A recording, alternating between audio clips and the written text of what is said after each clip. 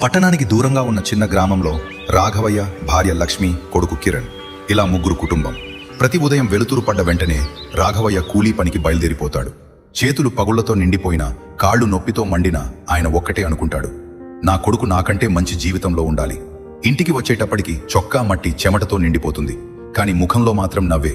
కొడుకుతో మాట్లాడాలనుకుంటాడు. కాని Kiran school friends ని చూసి ఎప్పుడూ చిరాకు చూపిస్తాడు. అందరికీ మంచి బట్టలు, మంచి ఫోన్, మన దగ్గర ఏమీ లేవు. నాన్న ఎప్పుడూ కూలీ పని మాత్రమే. అమ్మ ఎంత అడిగినా కిరణ్ నాన్నతో మాట్లాడాడు. ఆ రాత్రి మొదటిసారి రాఘవయ్య పని ముగించుకుని ఇంటికి రాలేదు. దూరంలోని సైట్ దగ్గరి పనివాళ్లకు సహాయం చేస్తూ రాత్రంతా పనిచేస్తున్నాడు. కాని కిరణ్కి మాత్రం తెలియదు. అతను ఇదంతా నాన్న మాటలే వినకపోవడం అనుకుని కోపంతో పడుకుంటాడు. అర్ధరాత్రి గాలి దద్దరిల్లేలా అరుపు వినిపిస్తుంది. అది ఎవరిదో కిరణ్కి తెలుస్తుంది. కాని ఎందుకు ఆ అరుపు వచ్చిందో అర్థం కాదు. ఇంకా ఏమీ జరుగుతుందో తెలుసుకోవాలి అని ఉంటే పార్ట్ 2 అని కామెంట్ చేయండి. అలానే కంటెంట్ నచ్చితే ఒక్క like and follow and subscribe చేసుకోండి ఫ్రెండ్స్.